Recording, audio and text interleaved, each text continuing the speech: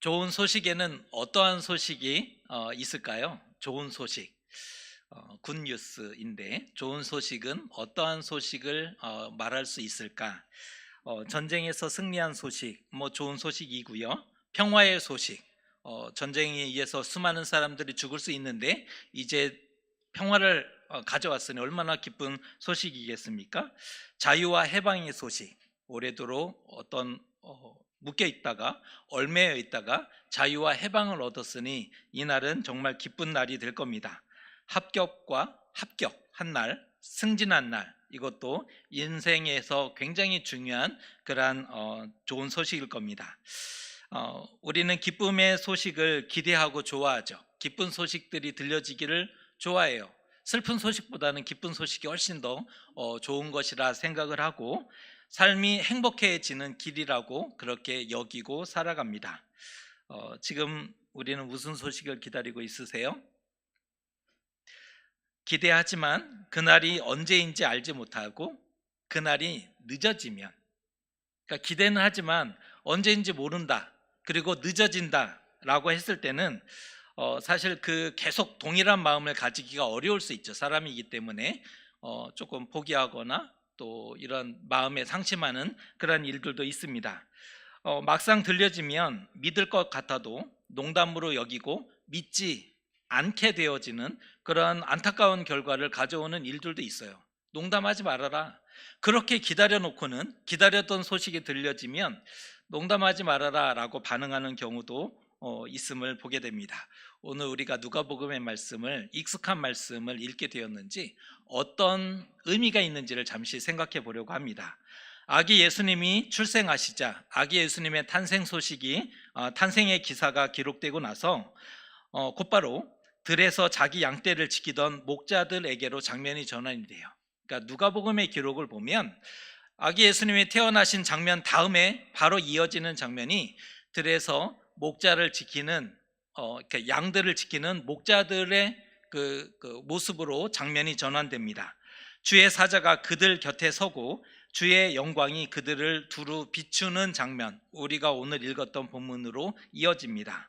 갑자기 천사가 나타났어요. 그러면서 무서워하지 말라, 보라 내가 온 백성에게 미칠 큰 기쁨의 좋은 소식을 너희에게 전하노라 라며 말을 걸어오는 거예요. 그러니까 천사가 말을 걸어오는 장면이고요. 그와 동시에 큰 빛이 자신들을 비추자 이게 무서워하게 되죠. 그러니까 성경에서 천사나 하나님을 만나면 일단 사람은 무서워하는 이러한 자연스러운 반응을 보이게 됩니다. 왜냐하면 그들이 기대한 것이 아니고 조금 더 예상하지 못한 일이었어요. 그러니까 기대한 것이라면 그 반응이 왔을 때 어떤 기쁨이 있었겠고, 예상했던 것이라면, 이렇게 생각을 하고 있었던 것이라면 그 일들에 대해서 기쁘게 반응했을 텐데 기대한 게 아니고 예상하지 못한 일이었기 때문입니다. 오늘 사건은 양을 치던 목자들에게 일상적이지 않죠. 이게 양 치던 목자들에게 이게 일상적인 일반적인 일은 아니라는 거예요. 특별한 일일 수밖에 없는 거죠. 자신들에게 그런 놀라운 일이 벌어질 리가 없었거든요. 목자들에게 자신들의 일생에 단 한 번이라도 그러한 순간이, 특별한 순간이 다가올 리가 없었던 거죠. 영문을 몰랐으니 무서워할 밖에 없었던 겁니다. 하지만 천사가 큰 기쁨의 좋은 소식을 전달합니다. 11절을 제가 읽어드릴게요. 오늘 다윗의 동네에 너희를 위하여 구주가 나셨으니 곧 그리스도 주시니라. 오늘 목자들에게 어떤 복음이 전해져요?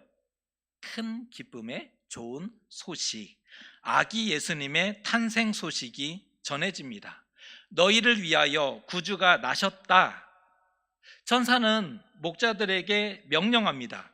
그러니까 구주가 나셨다를 선포하면서 목자들에게 이렇게 명령하는데, 가서 강보에 쌓여 구유에 누워 있는 아기를 보리니 이것이 너희에게 표적이 될 것이다 라고 명령하죠.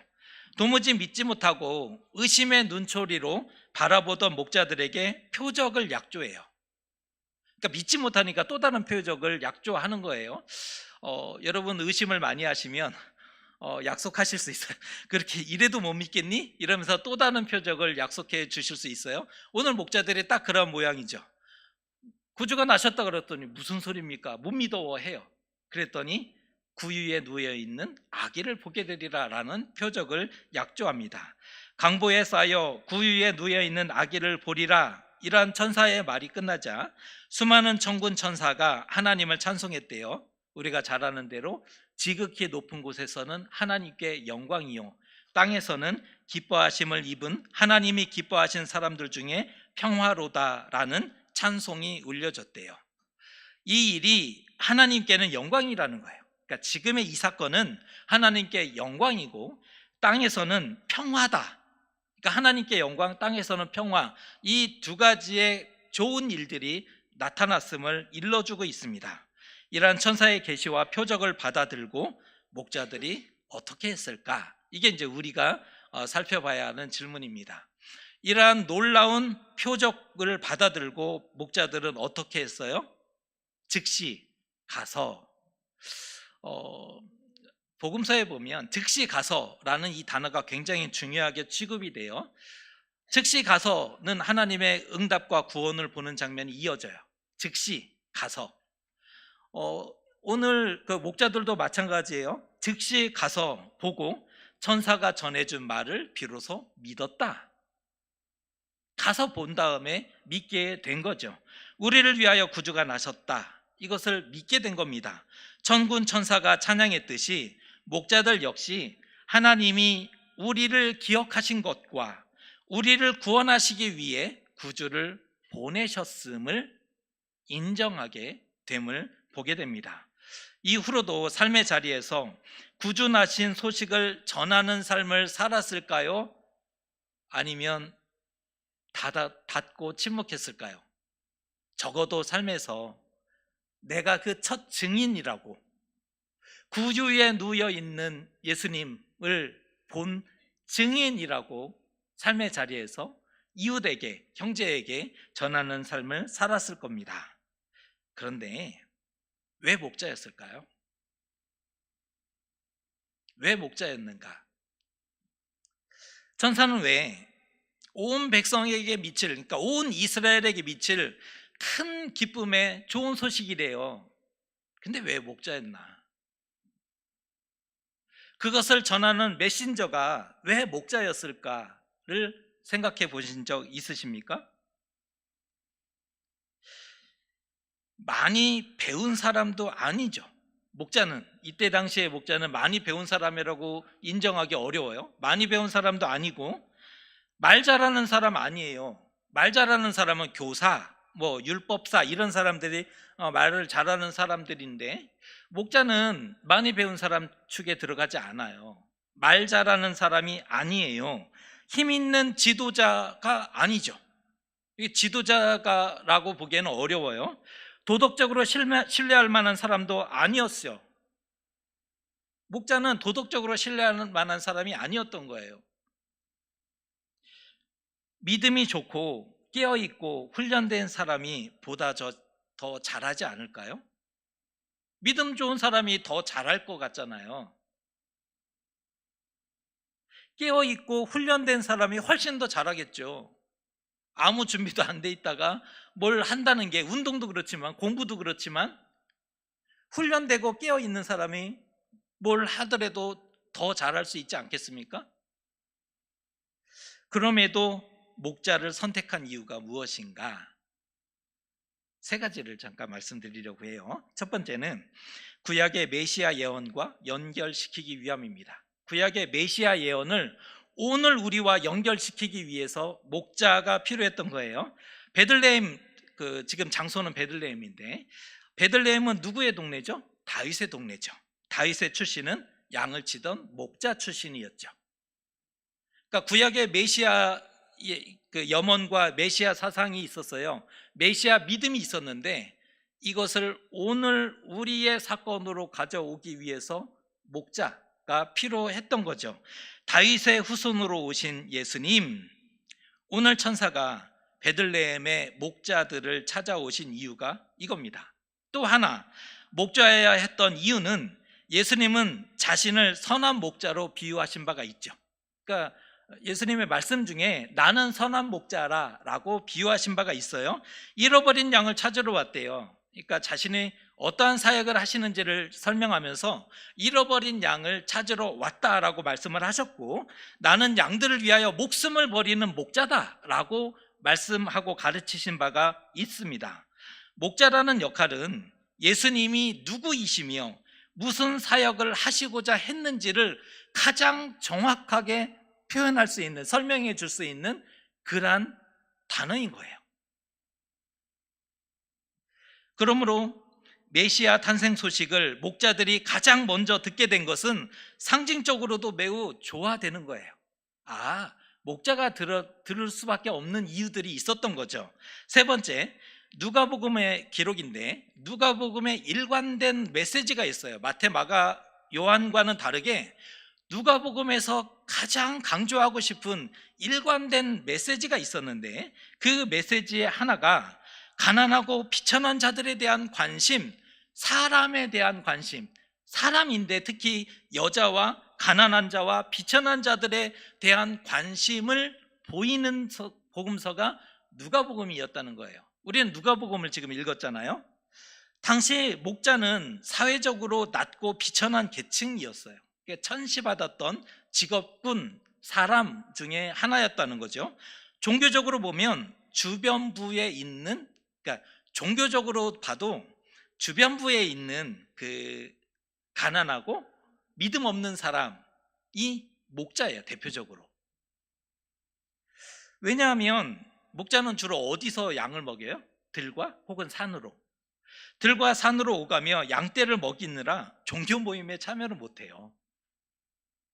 그러니까 종교 모임에 현장에 나와야 되잖아요. 근데 목자의 직업 특성상 들과 산으로 오가면서 또 몇 개월씩 그 텐트 가지고 양을 먹이러 다니잖아요. 그러다 보니까 직업 특성상 믿음 생활이 안 돼요. 주일 성수가 안 되는 거예요. 믿음 없는 자로 그렇게 보여지기 딱 좋죠. 목자는 믿음 없는 사람들입니다. 남의 땅에서 풀을 뜯기다가 오해를 사요. 이게 경계표가 있긴 한데 어찌하다가 이걸 넘어서는 거예요. 그리고 그 목자가 잠시 다른 일을 하다가 양이 넘어가는 거예요, 경계를. 남의 땅에서 풀을 뜯기다가 원래 주인이 쫓아오면 어떻게 돼요? 도망치든지 아니면 사정을 하든지, 정말 죄송하다, 아니면 배상을 하든지, 이런 일들이 있었죠. 남의 농작물에 피해를 주는 등의 이런 일들이 있었다는 거예요. 아주 없는 일이 아니었다는 거죠. 하지만 그들에게 천사가 먼저 나타나요. 하나님의 은혜는 가난하고 비천한 자에게 열려 있는 은혜입니다. 이게 열려 있어요. 예수님의 복음은 권력자나 우아한 종교인들, 의인을 자처하는 사람들이 아니라 우아한 종교인들에게 예수님의 복음이 먼저 전달된 것이 아니라 죄인과 약자와 작은 자에게 먼저 임해요. 적어도 누가복음은 그것을 강조해주고 있어요. 예수님의 복음은, 하나님의 나라는 더 가난한 자에게 먼저 선포가 돼요. 누가복음에서. 하나님의 배려죠. 그들을 향한 하나님의 배려가 담겨 있습니다. 하나님이 아니면 도울 자 없는 사람들이라는 표현이 딱 그들을 다른 말로 표현하면 하나님이 아니면 도울 자 없는 사람들, 그들에 대한 정의예요. 하나님이 아니면 도울 자 없는 사람들입니다. 어떻게 모른 채 하겠어요, 하나님이. 오늘 천사가 목자들에게 나타난 이유와 같이 매글을 같이 하고 있는 거죠. 우리 역시 가난하고 비천한 사람들이죠. 우리 역시 가난하고 또 비천한 사람들입니다. 하나님의 관심 밖에 있는 사람이 아니라는 거예요. 하나님의 관심이 없는 자가 아니라는 거예요. 그런데 다른 목자들도 많았잖아요. 베들레헴에서 양을 치던 목자가 단 하나가 아니에요. 베들레헴 주변에서 양을 치던 여러 목자들이 있었는데 왜 오늘 이 사람들이었을까요? 이유가 있음을 이것도 설명해 줍니다. 그들이 어떤 상황에서 천사를 만났는가, 만나는 장면을 보면 밤에 밖에서 자기 양떼를 돌보던 사람들이라고 표현해줘요. 밤에 밖에서 자기 양떼를 지키던 목자였어요. 자신의 맡은 역할을 책임감 있게 감당하고, 그러니까 양을 돌보는 게 목자의 의무잖아요. 밤이지만 밤에 일이나 이게 양떼들을 물어가는 그 악한 짐승으로부터 지켜줘야 되지 않습니까? 맡은 역할을 책임감 있게 감당할 뿐 아니라 깨어 있었던 사람들, 그들이 천사를 만나고 하나님이 복음의 증인으로 사용하시는 것을 보게 돼요. 따라서 주의 사자가 목자들에게 나타난 것은 우연이 아니죠. 우연 아니에요. 그냥 찾다 보니까 그 목자가 아니었어요. 의도적인 거죠. 우연이 아니고 낮은 자를 들어 쓰시고 깨어있는 자에게 은혜를 베푸시기 위한 하나님의 구원 행동이었습니다.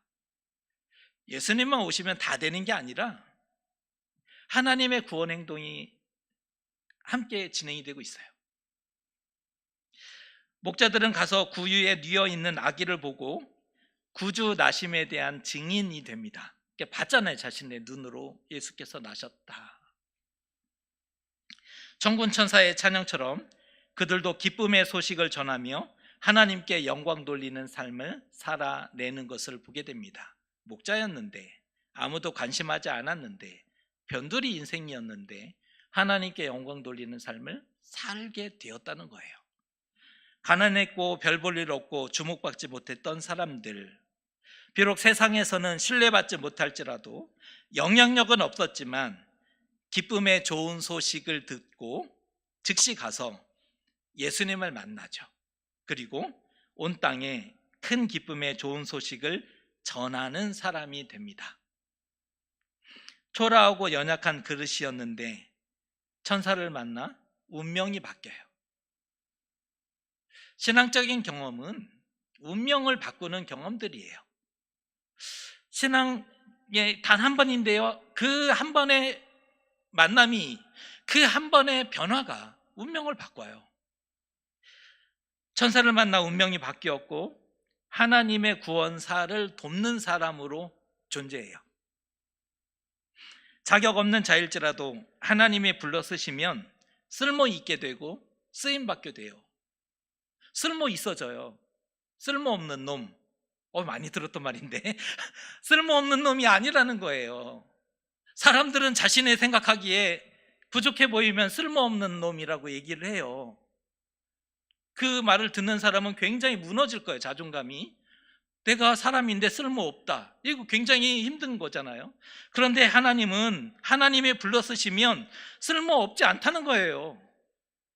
쓸모없는 자라고 얘기하지 말라는 거예요. 쓰임 받을 수 있다는 거예요. 하나님이 쓰시면 할 수 있는 거죠.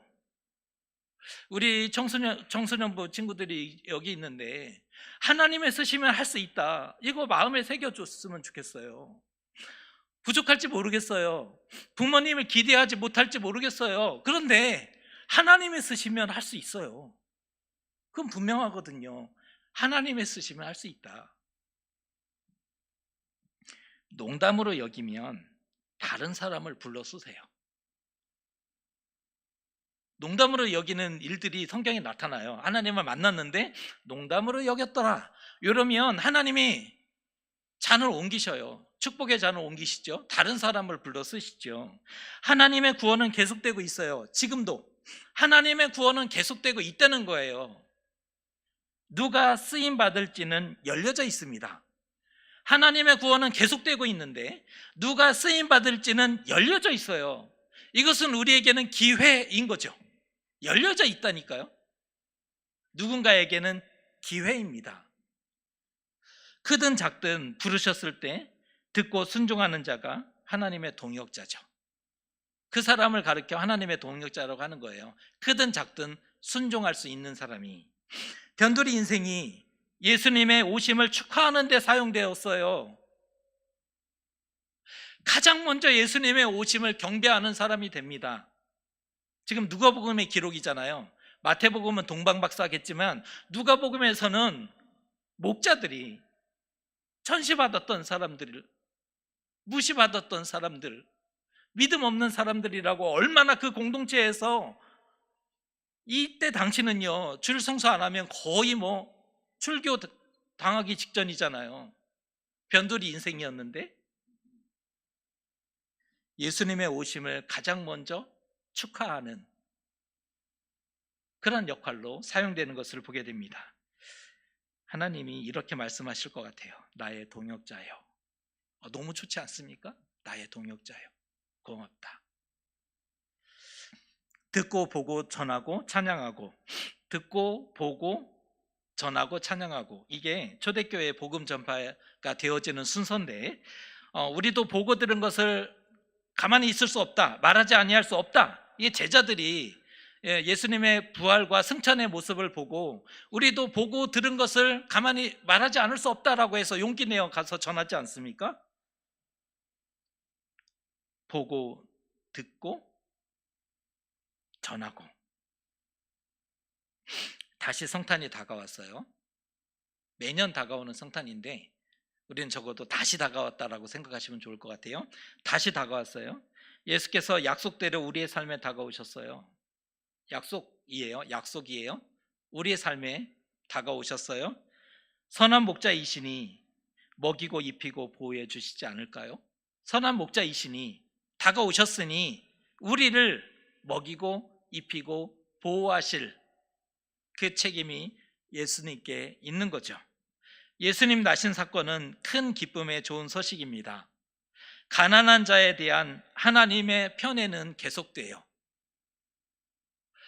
가난한 자에 대한 하나님의 편애가 있어요. 다행인지 불행인지 우리는 가난한 자죠. 하나님이 편애하시는 사람들이에요. 여러분 용기를 가지십시오. 가난한 자에 대한, 작은 자에 대한 하나님의 편애는 계속됩니다. 이건 우리의 기도예요. 기도여야 합니다. 작은 자를 놓지 않으시는, 꺼져가는 등불을 끄지 않으시는 하나님, 이게 이제 작은 자들을 얘기하는 거잖아요. 상한 자들을 외면하지 않으시는 하나님, 무너진 자를 못 본 채 하지 않으시는 하나님, 나는 작은 자요, 상한 자요, 무너진 자이니 하나님의 은혜와 긍휼을 보여달라고, 도와달라고, 이게 우리의 기도가 되어야 하는 거죠. 용기와 힘을 잃지 마셨으면 좋겠습니다. 우리의 삶이 어렵지만 용기와 희망을 가지셨으면 좋겠습니다. 나와 같은 사람도 쓰임받을 수 있습니다. 오늘 목자들이 하는 말이에요. 나와 같은 사람도 쓰임받을 수 있습니다. 나와 같은 사람도 쓰임받을 수 있습니다. 한번 따라 할까요? 나와 같은 사람도 쓰임받을 수 있습니다. 이게 우리 기도가 되었으면 좋겠어요. 천사를 만나고 하나님의 동역자로 쓰임받았어요. 은혜를 받고 하나님의 동역자로 살아갔잖아요. 우리 삶에도 하나님께 올려드리는 찬양과 감사가 가득했으면 좋겠습니다. 오늘 성탄절이에요. 예수께서 우리에게 오셨어요. 목자로 오셨다고요. 작은 자에게 오셨으니 돌봐주실 거예요. 지켜주실 거예요. 우리의 삶에도 하나님께 올려드리는 찬양과 감사가 많아지시기를 주님의 이름으로 축복합니다. 기도하겠습니다. 천사가 목자에게 나타나 구유에 놓여있는 아기를 보리